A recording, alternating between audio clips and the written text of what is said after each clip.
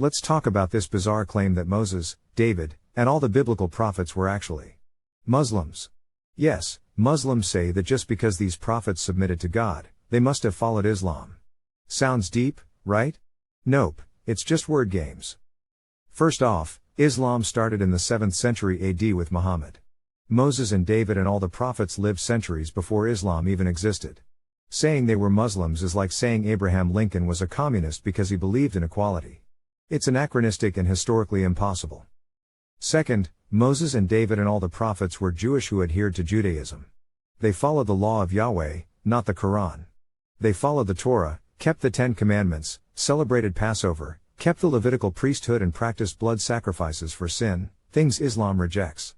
If they were Muslim, why does everything they did contradict Islam? Oops. Third, God's name is Yahweh, not Allah. The Jewish prophets preached Yahweh's covenant, not some later revision from Arabia. Islam comes along 2,000 years later and says, actually, they were all Muslim. Oh really?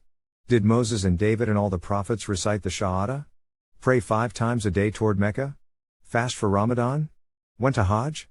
No? Then they were not Muslims. So, nice try. But the facts are clear. Moses, David, and the prophets were Jewish who adhered to Judaism. Islam borrowed their names, rewrote their stories, slapped a new label on them, and expected people not to notice. Too bad, we did. So, what's really happening? Islam hijacks biblical figures to give itself credibility. But facts don't lie. Moses, David, and the prophets were Jewish, not Muslim. Islam is the imposter. If you're after truth, stick with the original, not the remix.